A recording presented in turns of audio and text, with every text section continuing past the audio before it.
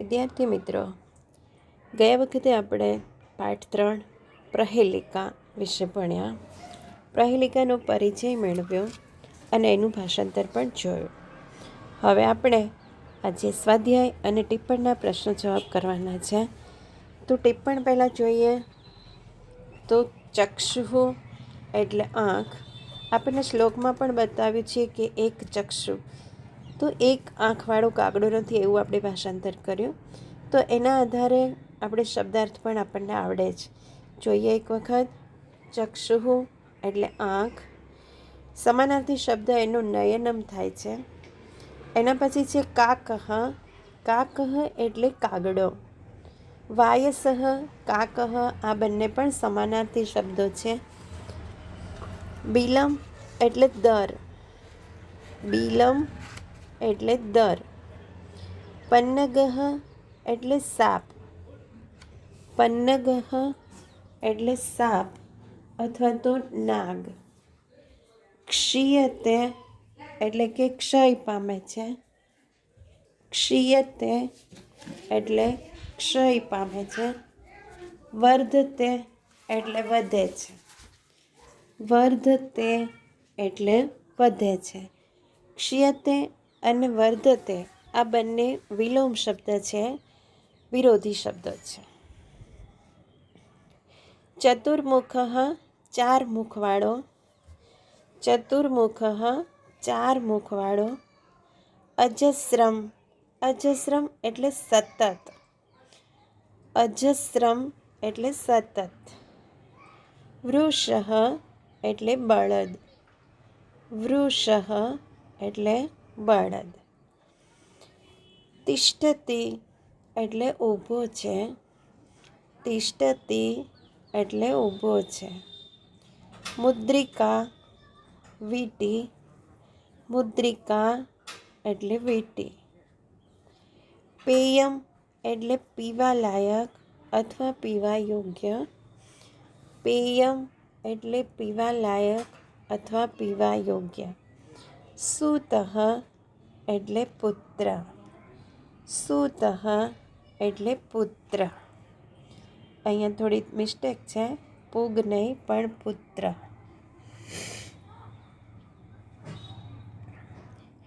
ચોપડીમાં જે છે એમાં પણ સુધારી નાખજો. સૂતઃ પુત્ર. પ્રોક્તમ એટલે કહેવાયેલું. પ્રોક્તમ એટલે કહેવાયેલું. અપદઃ એટલે પદ વગરનો.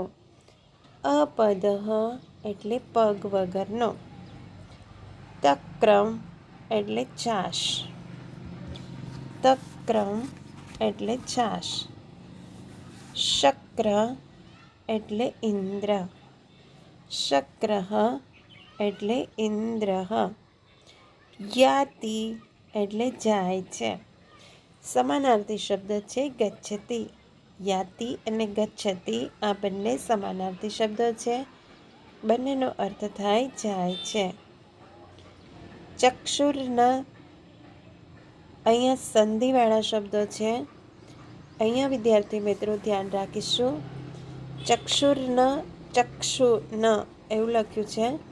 એનો અર્થ છે કે ચક્ષુર્ન જે છે એની સંધિ છૂટી પાડી છે ચક્ષુ પ્લસ ન. તો નની ઉપર જે રેફ કર્યો છે એનો અહીંયા વિસર્ગ થયો. એટલે ચક્ષુર્ન છે એના પછીનો શબ્દ છે એ સંધિ છે.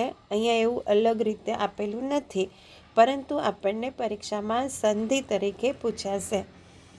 ચક્ષુર્ન જે ન ઉપર રેફ છે એટલે ક્ષુ પછી વિસર્ગ એટલે ચક્ષુ વચ્ચે પ્લસની સાઇન કરવાની છે. ન બીજો શબ્દ છે કાકોયમ. કાકોયમ એટલે કાકહ પ્લસ અયમ. અહીંયા પણ જે શબ્દ આપેલા છે એની અંદર જ છે. જો તમે કાલહ પ્લસ અયમ લખ્યું છે પણ એ ખોટું છે. એની જગ્યાએ શું આવશે? કાકહ પ્લસ અયમ. ફરી બોલું છું. ચક્ષુ પ્લસ ન, ચક્ષુર્ન સંધિ. કાકોયમમાં કાકહ પ્લસ અયમ. કાકહ પ્લસ અયમ. એના પછી ત્રીજો શબ્દ છે બિલમ ઇચ્છન.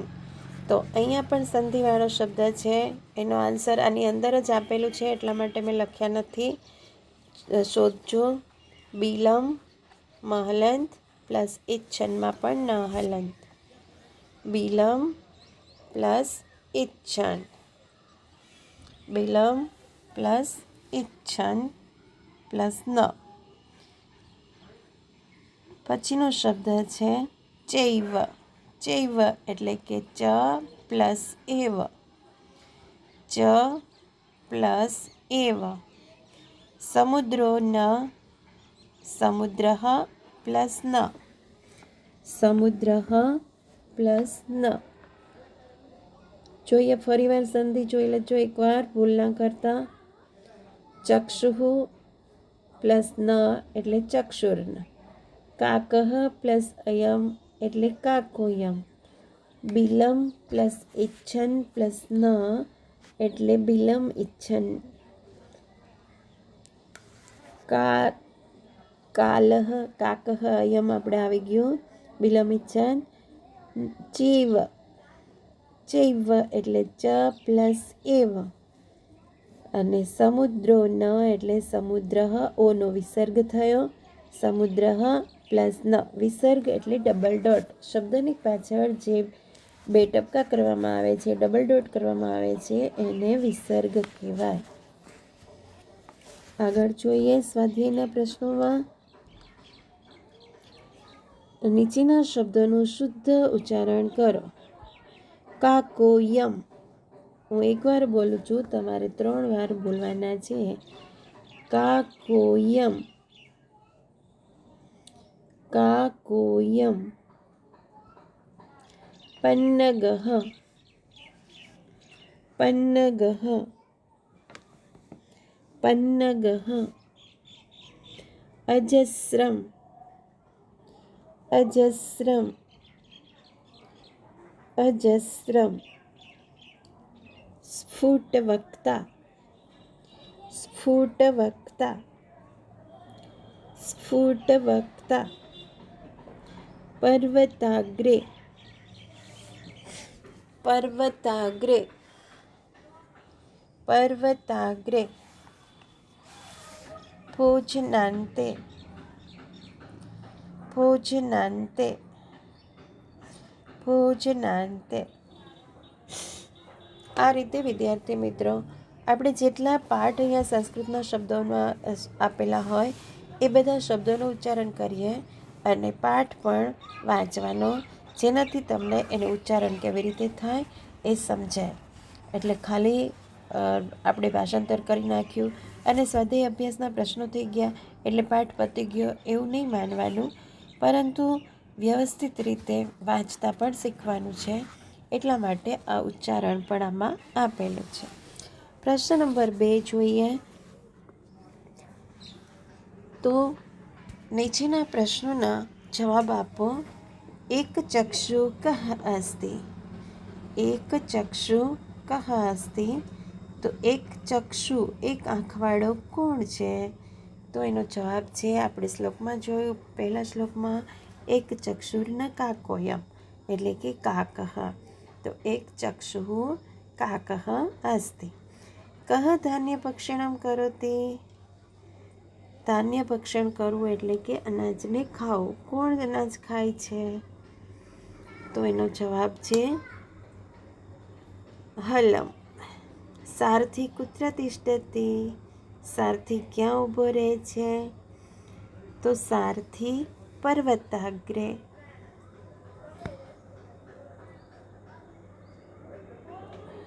સારથી કુત્ર તિષ્ઠતિ. સારથી ક્યાં ઊભો રહે છે? તો અહીંયા શ્લોક જુઓ તમે.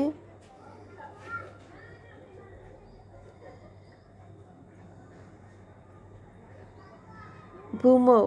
ભૂમૌ તિષ્ઠતિ સારથી. તો જવાબ આવશે સારથી ભૂમૌ તિષ્ઠતિ. રથઃ કુત્ર યાતિ. રથઃ પર્વતાગ્રે. પર્વતાગ્રે રથો યાતિ. તો પર્વતાગ્રે રથઃ યાતિ. રામેણ કા પ્રેષિતા. રામેણ સુવર્ણસ્ય મુદ્રિકા પ્રેષિતા. જયંતઃ કસ્ય પુત્રઃ? જયંત કોનો પુત્ર છે? જયંતઃ શક્રસ્ય પુત્રઃ અથવા ઇન્દ્રસ્ય પુત્રઃ. ફરીવાર એના જવાબ જોઈએ. એક ચક્ષુ કઃ અસ્તિ? એક આંખવાળો કોણ છે? કાકઃ એક ચક્ષુ અસ્તિ. આવી રીતે આખા વાક્યમાં જવાબ લખવાનો છે. કહની જગ્યાએ એક જ વર્ડ વાપરવાનો છે, કાકઃ. એક ચક્ષુ કાકઃ અસ્તિ એમ લખશો તો પણ ચાલશે, અને કાકઃ એક ચક્ષુ અસ્તિ એવી રીતે લખો તો પણ ચાલશે. સંસ્કૃતમાં કોઈ પણ એવો નિયમ નથી કે કયો શબ્દ પહેલાં લખવો અને કયો શબ્દ પછી લખવો. એટલે જે રીતે તમે લખો એ રીતે ચાલશે. બીજો છે કહ ધાન્ય ભક્ષણમ કરોતિ. કોણ અનાજ ખાય છે? તો પેષણ યંત્ર અથવા હલમ. ધાન્ય ભક્ષણમ કરોતિ. પેષણ યંત્રમ ધાન્ય ભક્ષણમ કરોતિ. હળ અનાજને ખાય છે. સારથી કુત્ર તિષ્ઠતિ. સારથી ક્યાં ઊભો રહે છે? તો જવાબ છે સારથી ભૂમૌ તિષ્ઠતિ. આ સ્પેલિંગ મિસ્ટેક ન થાય, લખવામાં શબ્દોની ભૂલ ન થાય એટલા માટે અહીંયા આ રીતના લખવાનું છે જોઈને. સારથી ભૂમૌ તિષ્ઠતિ. વિસર્ગ નહીં કરો તો પણ ખોટું પડશે, હલંત શબ્દ નહીં કરો તો પણ ખોટું પડશે. રથઃ કુત્ર યાતિ. રથ ક્યાં ચાલે છે? રથઃ પર્વતાગ્રે યાતિ. પર્વતાગ્રે એટલે કે પર્વતસ્ય અગ્રભાગે, પર્વતના આગળના ભાગમાં. રામેણ કા પ્રેષિતા. રામેણ સુવર્ણસ્ય મુદ્રિકા પ્રેષિતા એમ લખશો તો પણ ચાલશે, અને રામેણ સીતાયે સુવર્ણસ્ય મુદ્રિકા પ્રેષિતા તો પણ ચાલશે. કસો રામે સીતા માટે સોનાની વીંટી મોકલી. આપણને પ્રશ્ન ખાલી એટલો જ પૂછ્યો છે કે રામે શું મોકલ્યું? તો રામે સોનાની વીંટી મોકલી, તો પણ પ્રશ્ન જવાબ એ ખોટો નથી. એટલે બંને રીતે સાચું પડશે. જયંત કસ્ય પુત્ર? જયંત કોનો પુત્ર છે? જયંતઃ શક્રસ્ય પુત્ર. જયંત ઇન્દ્રનો પુત્ર છે. શક્રસ્ય અથવા ઇન્દ્રસ્ય બંને ચાલશે. પ્રશ્ન નંબર 3. કૌંસમાંથી યોગ્ય શબ્દ પસંદ કરી ખાલી જગ્યા પૂરો. તો આપણને અહીંયા બ્રેકેટ પણ આપેલા છે. ચતુર્મુખ ડેશ અસ્તિ. 4 મુખવાળું ખાલી જગ્યા છે. કોણ છે? બ્રહ્મા, વિષ્ણુ કે શંકર? તો ચતુર્મુખ અહીંયા આપણને આપેલો છે શ્લોકમાં, ચતુર્મુખો ન ચ બ્રહ્મા. એટલે આપણે લખવાનું છે અહીંયા બ્રહ્મા.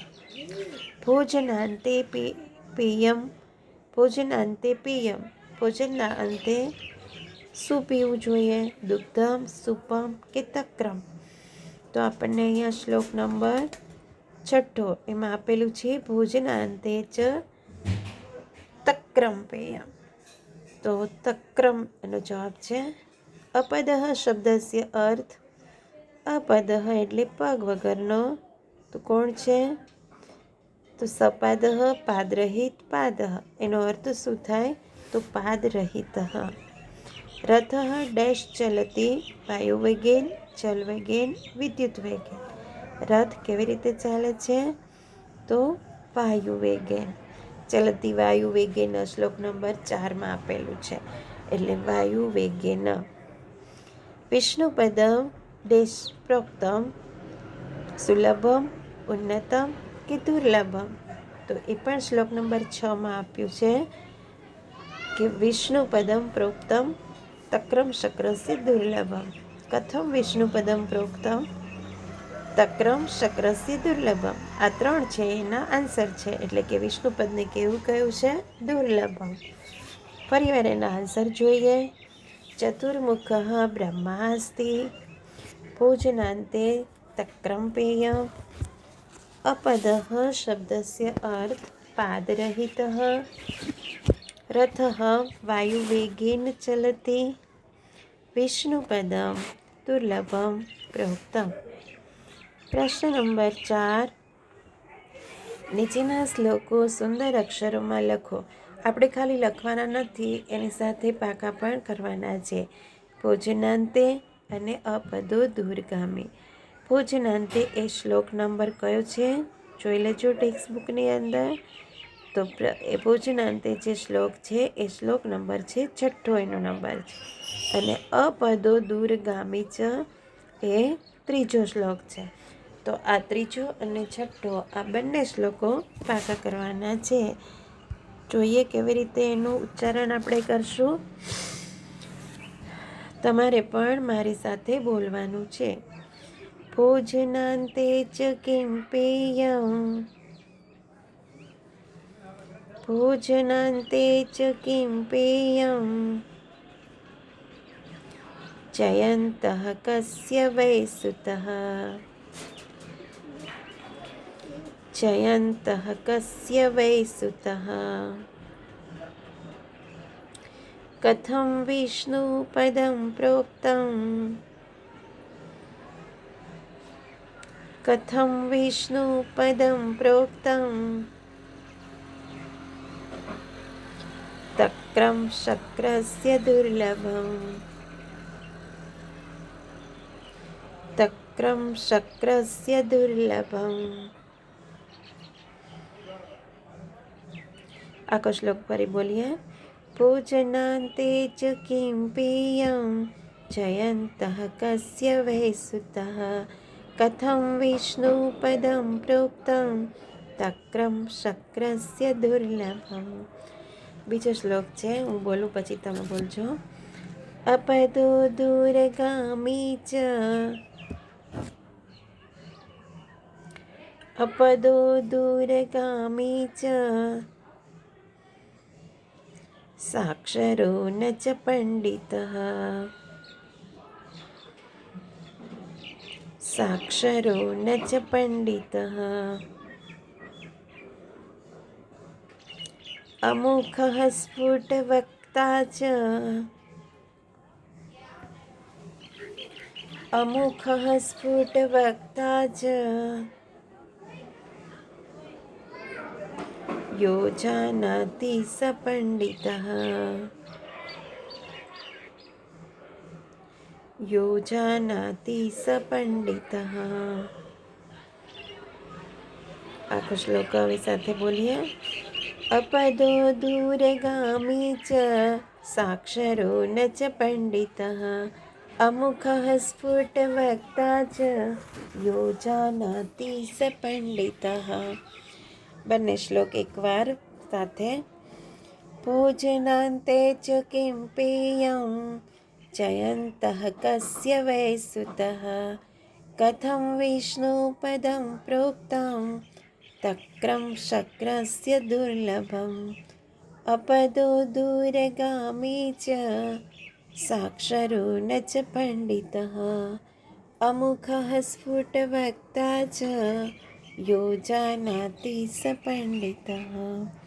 આ રીતે બંને શ્લોકો સરખી રીતે લર્ન કરવાના છે. પાકા કરીને જાતે લખવાના, અને પછી એક વખત ટેક્સ્ટ બુકમાં જોવાનું કે કઈ કઈ રસ્વાઈ દીર્ઘઈની ભૂલ થઈ છે. જો ઉપર મીંડું અથવા તો અનુસ્વાર અને બાજુમાં ડબલ ડોટ અથવા વિસર્ગ ના કર્યા હોય તો પણ એનો માર્ક્સ જાય. એક લીટી પૂરી થાય ત્યાં એક ઊભી લાઈન છે, અને 2 લીટી પૂરી થાય શ્લોક પૂરો થાય ત્યાં ડબલ લાઈન છે, તો એ પણ કરવાની છે. જે રીતે અહીંયા આપેલું છે એવી જ રીતે આપણે લખવાનું છે. એના પછીનો પ્રશ્ન છે 5. નીચે આપેલા ગુજરાતી શબ્દોને સંસ્કૃતમાં લખો. તો ભોજન બાદ એટલે કે ભોજનના અંતે એટલે કે ભોજનાંતે, મુખ વિનાનો એટલે અમુખઃ, એક ડગલું એટલે પદમેકમ, વીટી એટલે મુદ્રિકા, દૂર જનાર એટલે દૂરગામી, અને છેલ્લો શબ્દ છે બળદ પર બેસનાર એટલે વૃષારૂઢ. આપણે એનો આન્સર જોઈએ. ભોજન બાદ એટલે ભોજનાંતે, મુખ વિનાનો, અમુખઃ, એક ડગલું, પદમેકમ, વીટી, મુદ્રિકા, દૂરગામી, દૂર જનાર, બળદ પર બેસનાર, વૃષારૂઢ. આ રીતે સંસ્કૃતના શબ્દો છે, ગુજરાતી શબ્દોને સંસ્કૃતમાં લખ્યા છે. એ આપણે લખવાના છે. આવી રીતે આખો સ્વાધ્યાય ટિપ્પણના શબ્દો સાથે સંધિ અને પ્રશ્ન નંબર 1, 2, 3, 4, 5 આ બધા જ પ્રશ્નોના જવાબ સાથે 2 શ્લોકો પાકા કરવાના છે. અને આ રીતે વ્યવસ્થિત રીતે આપણે ત્રીજો પાઠ અહીંયા પૂરો કરીએ છીએ. આવતા લેક્ચરમાં નવું લેસન શરૂ કરશું. Thank you.